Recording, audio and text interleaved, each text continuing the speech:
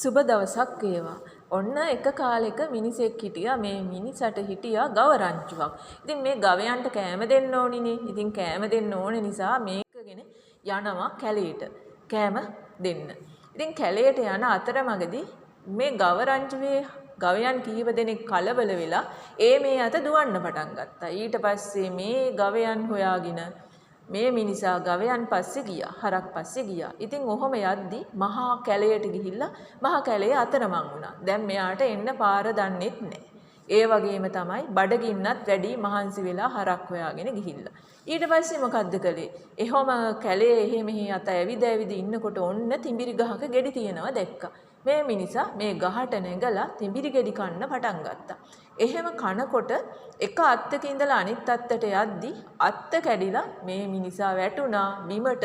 එතන තිබිලා තියෙනවා වලක්. ඒ වලට තමයි මේ මිනිහා වැටිලා තියෙන්නේ. ඊට පස්සේ මිනිසට තුවාල වුණා. ඊට පස්සේ මෙයාට උඩට එන්න බැරිව ගොඩාක් කෙඳිරි ගගා ඉන්නවා. ඉතින් එහෙම කෙඳිරි ගගා ඉන්නකොට මෙතනින් යනවා වඳුරෙක්. වඳුරෙක් දැක්කා මේ කෙඳිරිල්ලක් ඇහෙනවා. මොකද්ද මේ කියලා බැලුවා. බලනකොට මිනිසෙක් වලක් ඇතුළට වැටිලා වල ඇතුළට වැටිලා එන්න බැරුව තමයි අමාරුවෙන් කෙඳිරි ගහන්නේ. ඊට පස්සේ මොකද කරේ? මේ වඳුරට ගොඩාක් දුක හිතුණා. මම මේ මිනිහව කොහොම හරි බේර ගන්න ඕනි. එහෙම කියලා හිතලා වඳුරා බොහෝම උත්සාහයෙන් කැපවීමෙන් උපක්‍රමශීලීව මේ මිනිසාව වලෙන් ගොඩට ගත්තා. ඉතින් වඳුරට දැන් ගොඩාක් මහන්සි මේ මිනිසා ගොඩට ගන්න ගිහිල්ලා මහන්සි වෙච්ච නිසා. ඊට පස්සේ වඳුරා මොකද කළේ? මේ මිනිසාගේ ඔඩොක්කුවේ ඔළුව තියාගත්තා. පොඩ්ඩක් නිින්ද ගියා මහන්සිය වැඩිකමට.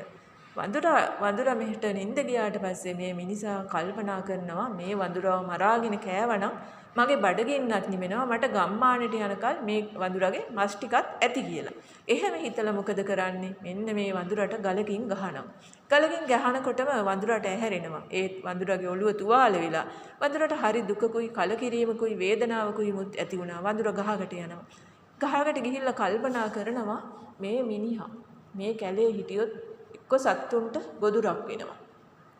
අතරමං වෙලා ඉන්නේ කමක් නැහැ. මට මෙච්චර දෙයක් කළත් මම මෙයාව බේර ගන්න ඕනි. මෙයාට ගමට යන පාර මම පෙන්නලා දෙන්න ඕනි කියලා හිතලා වඳුරා කියනවා මිනිසට ඔයා මම ගස් උඩින් යනවා. ඔයා මම යන පාර මම යන පැත්ත බලාගෙන ඒ දිගේ ඔයත් එන්න කියලා. ඊට පස්සේ එහෙම ගිහිල්ලා මේ වඳුරව කැලේ ගම්මානට ඇරළුවා. ඉතින් අපිට මේකෙන් යම්කිසි දෙයක් ඉගෙන ගන්න තියෙනවා. මොකද්ද? ඇත්තටම අපිට කෙනෙක් උදව්වක් කරොත් ඒ උදව් කරපු කෙනාට කන්න දීපුවත හපා කනවා වගේ වැඩ කරන්න හොඳ නැහැ.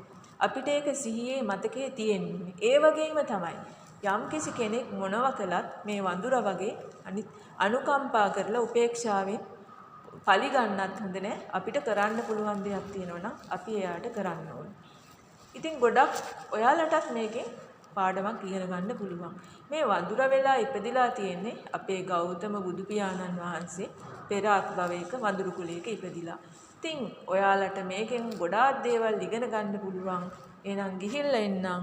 ඔයාලා හැමෝටම සුබ දවසක් වෙන්න කියලා ප්‍රාර්ථනා කරනවා.